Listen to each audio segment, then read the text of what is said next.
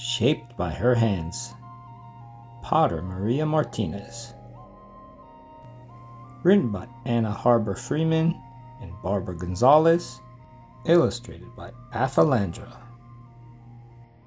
Maria Povica grew up surrounded by clay. It was in the earth under her deerskin, unto, in the thick adobe walls of her pueblo home, and in the large jars that held her water, gathered from the nearby Rio Grande.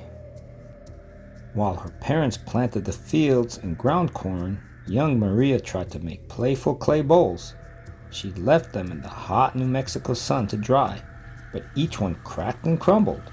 The Tiwa people in San Ildefonso had been making and using pots for centuries, but in the 1890s, many people were buying tinware from factories instead. Little Maria's ku'u, Nicolasi, still made strong clay pots, so Maria went to her home in the plaza to ask for help. Aunt Nicolasa was happy to show Maria the centuries-old tradition of Sanoe. Together they gathered clay and thanked Mother Earth for sharing with them. Nicolasa showed Maria how to mix the clay with water and volcanic ash, and how to roll coils between her hands to build the pot's walls. As the two of them worked, Nicolasa told Maria about the importance of sharing clay knowledge. She wanted Maria to know how to make pots to store seeds and grains in, so their Tiwa tradition would live on. As Maria watched Nicolasa work the clay, she thought of the many generations of potters who had come before. She wanted to make bowls as strong and beautiful as her ku'us. While her sisters played with their straw dolls, Maria practiced. After months of working with the clay, Maria's confident hands were making sturdy round bowls. Nicolasa decided to let her fire her first pot.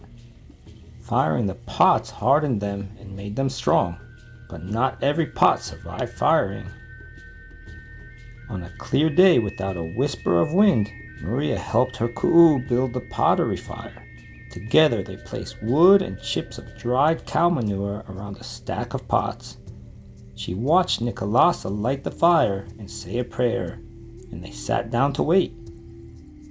Maria and Nicolasa sat for hours in the fire's glow. Finally, the pots were done. Thinking of her bowls that crumbled in the sun, Maria held her breath as Nicolasa used a stick to pull her pots out of the ashes. It was perfect. Maria carried the pot home, cradling it like a baby. Her mother, her yaya, proudly placed it beside the fireplace and put cornmeal inside for spiritual blessings. Maria's heart glowed. As a teenager, Maria went to boarding school with her sisters, but she missed the clay and life in Ildefonso, so as soon as she could, she returned to her home in the pueblo.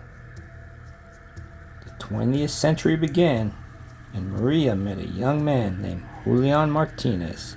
They fell in love. In their marriage ceremony, they drank water from the spouts of a wedding vase Kau Nicolasa had made for them. Maria and Julian Martinez inherited a house in the pueblo. Their hands grew busier as they worked and cared for their children, but Maria never stopped making pots, and her reputation grew. In 1908, an archaeologist named Edgar Lee Hewitt came to see Maria.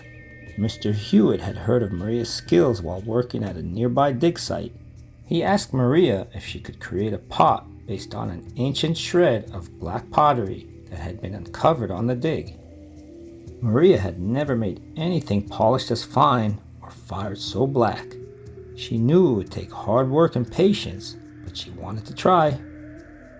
Maria and Julian dug clay and began experimenting. She polished her pots using a river stone. Then they tested many ways of firing the pottery. One afternoon, they tried smothering the fire to keep the smoke in. When they pulled out the pot, it was shiny and black as a raven. Mr. Hewitt had hoped only that Maria could recreate the ancient piece of pottery, but what he saw in these pots was something old and new and entirely unexpected. They were magnificent. Mr. Hewitt knew others would want to see them too.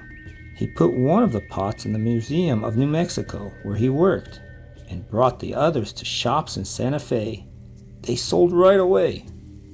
Maria had never sold her work before. She was amazed that people wanted to buy pots shaped by her hands.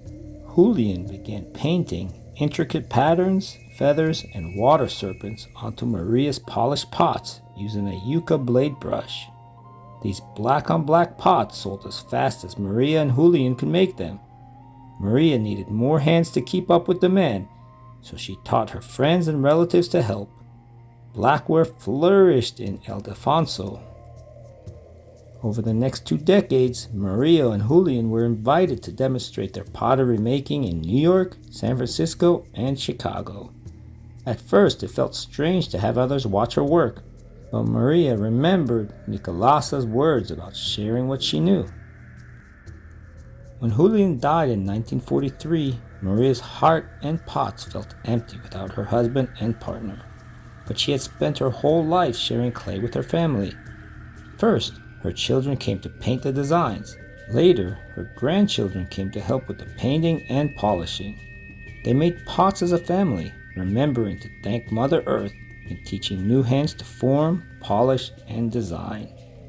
The Great Spirit gave me hands that work, but not for myself, for all my Tiwa people.